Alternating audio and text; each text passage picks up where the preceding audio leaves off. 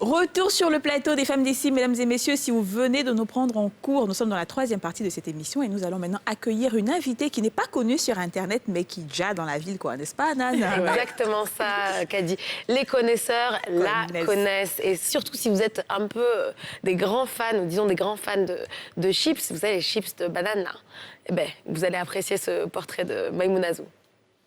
Super Chips chez Maï. Dans la commune de Cocody, Maïmouna Zou a installé sa base de fabrication de l'incontournable chips ivoirien, les tranches de bananes frites. 25 ans maintenant qu'elle transforme et commercialise ce snack. Cette mère de 5 enfants débute son activité avec moins de 5 000 francs CFA. Avant, là, je faisais gâteau. Gâteau au coco, gâteau au lait. J'ai vu...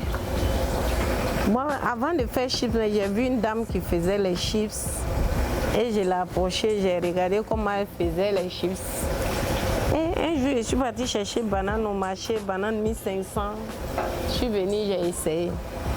Quand j'ai essayé, ça a marché. Et comme ça a commencé. Avant, je payais banane 1500, 1000 francs pour venir griller toute la journée. Mais un peu, ça sortait un peu. J'attachais 50, 100 francs. À la tête d'un commerce employant 5 personnes, Maïmouna est fière du parcours de sa petite entreprise, marquée par des débuts tumultueux. Moi, le jour où je faisais ce chips, je ne pensais pas que j'allais arriver là où je suis actuellement. Donc, j'encourage les femmes de se lever pour faire quelque chose. Les difficultés que j'ai rencontrées, premièrement, c'était à propos de place. Il n'avait pas de place, je m'asseyais au bord de la route. La mairie me fatiguait. Un jour, ils sont venus, ils ont ramassé tous mes bagages de quitter. Mais je ne me suis pas découragée, je me suis déplacée.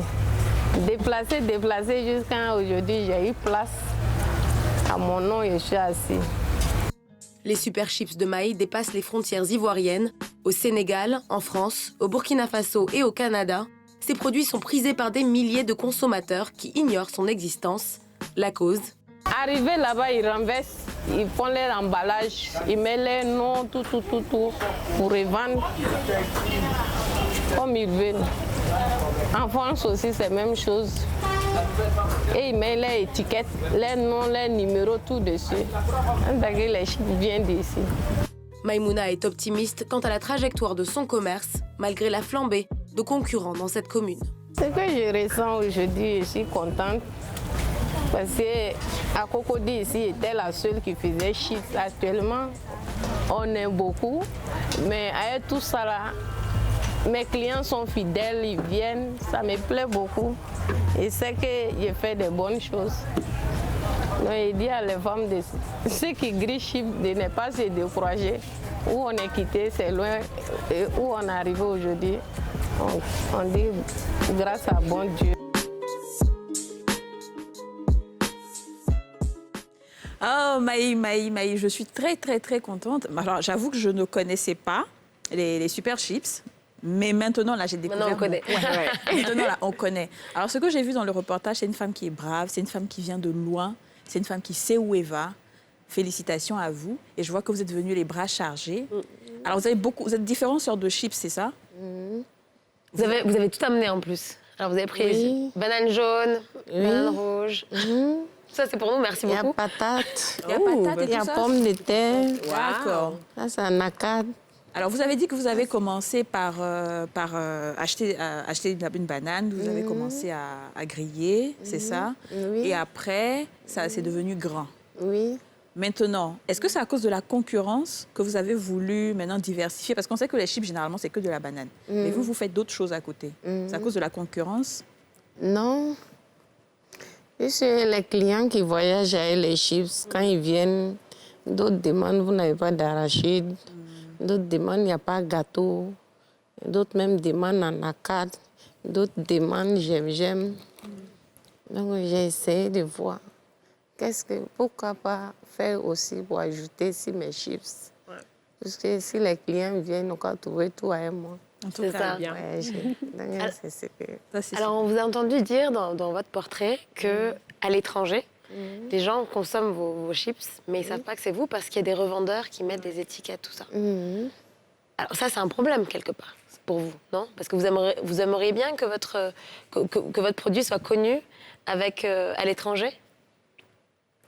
Ça me plaît, puisque ici, là-bas, je n'arrive pas à envoyer. D'autres La viennent. distribution qui est difficile. Donc, quand ils viennent prendre pour les revendre, ça m'apporte beaucoup, mais... C'est la même chose, parce que vous avez quand même rentré l'argent. D'accord. OK. Dans le reportage, on a vu aussi que vous employez maintenant 5 personnes. Vous êtes passé à des sacs de bananes, je crois, à 5 ou 6 en moyenne par jour. Et donc, est-ce que maintenant, vous essayez de voir comment est-ce que vous pouvez peut-être travailler un peu plus vite, faire un peu plus, peut-être avoir des machines pour vous aider, parce qu'on a vu que c'est quand même très, très manuel. Est-ce que vous pensez à d'autres outils pour aller plus vite, faire encore plus, et puis peut-être faire 30, 40 sacs de bananes par jour? Si, je pense à ça, mais les chips, on ne peut pas les conserver trop. Il faut que ce que tu fais, que ça sort vite. Ce que tu as pu faire par jour, si c'est fini, le lendemain, tu viens faire.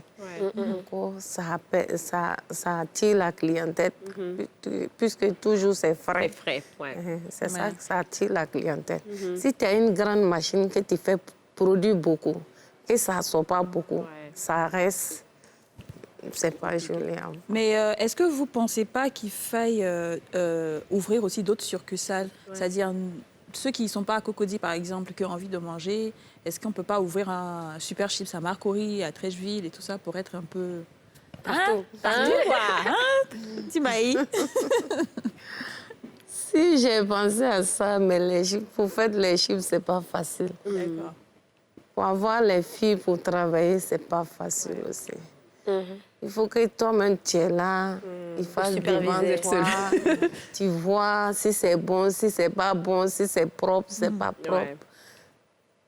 Mais je ne pourrais pas gérer tout. Je suis là.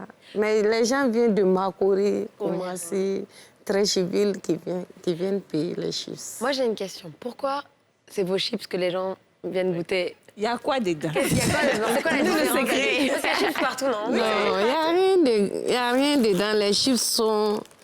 Mes chips ne sont pas gras. Ah, c'est moins gras. C'est pas gras, c'est bien fait, c'est bien consommé. Tu peux garder mes chips comme ça jusqu'à un mois. On peut manger. Il n'y a rien dessus. Donc, moi, j'ai une dernière La manière de faire. C'est ça, c'est la méthode. Quand est-ce qu'on vous verra dans les supermarchés? Moi, j'aime vraiment voir nos produits locaux dans les casinos, à Cash Center. Donc, quelle est la prochaine étape? Quand est-ce qu'on vous verra vos super chips dans tous les supermarchés ivoiriens?